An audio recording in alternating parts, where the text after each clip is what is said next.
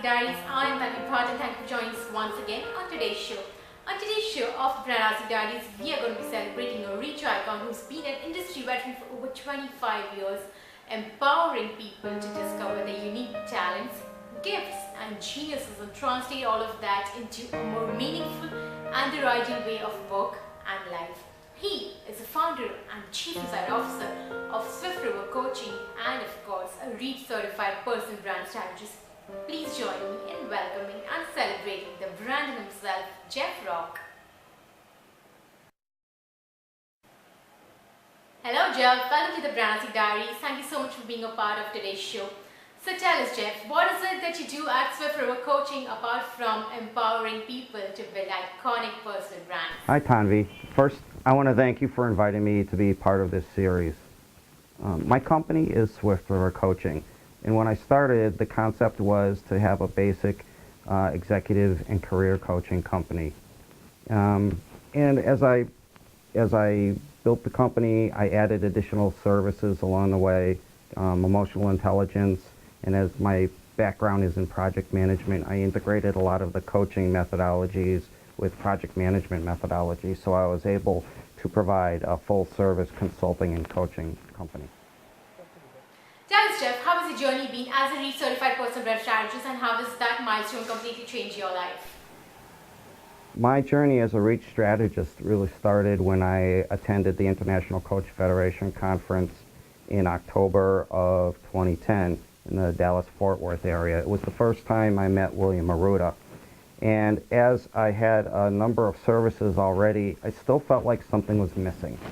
And when I heard William speak, I thought that was it. This was the piece that fell into place for me, the complete picture for helping people to grow and achieve their goals. So I immediately signed up for the certification program, and that was the beginning of the full services that I provided, really becoming super effective. While I don't always do just personal branding is a part of every service that I provide. From the retreats I offer to one-to-one coaching to any kind of group activities that we do, there's always at least a thread of personal branding in there because it's a foundational piece. So what is Brand Jeff's focus? What kind of individuals do you enjoy working with, and how do you offer exclusive value addition to them? I work primarily with mid-career professionals, and within that group, it's people who are really ready for change. I focus on career reinvention. It tends to be one of two audiences. Some folks are maybe 7, 8, maybe 10 years into their career, and they realize that it's not what they want to be doing for the rest of their lives, or it's not fulfilling, or perhaps the industry itself has changed, and they need to reinvent themselves in a significant way, but don't know how to go about it. Or people who are farther along in their careers, and sometimes by choice, sometimes not by choice, have to find a different path and a different career. And I help them to integrate what they have with some new skills and leveraging their personal brand, create a new career for themselves. Well, I'm sure that message has definitely reached the right ears. Tell me something. What has been the biggest challenge or the turning point of your brand story, and today when you look back, why do you feel totally gracious for it? When I was going through the certification process, on one of the calls, I remember that William had said, your market will find you. And I wish I had taken that to heart a little bit sooner, because for the first year or so in my business, I had a specific target market that I was working towards. I had my business plan, I had my marketing strategy, but what happened over time was my market did find me.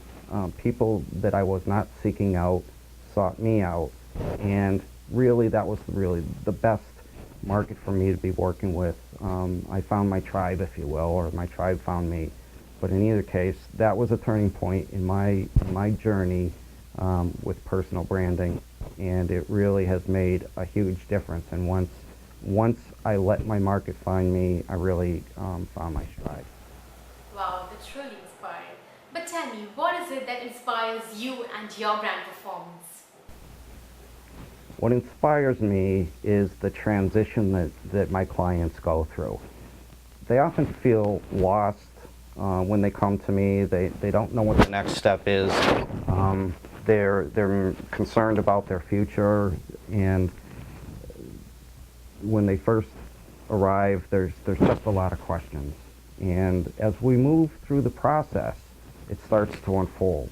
It becomes very clear to them, and they start to feel empowered, and they start to really start to own their career and really find things in themselves that they did not even know existed. So that by the time we're done working together, they've really transformed from someone who was perhaps a bit lost and lacked some confidence to someone who was really in a place of empowerment and joy and just really having a successful career. And I get a great deal of satisfaction out of that.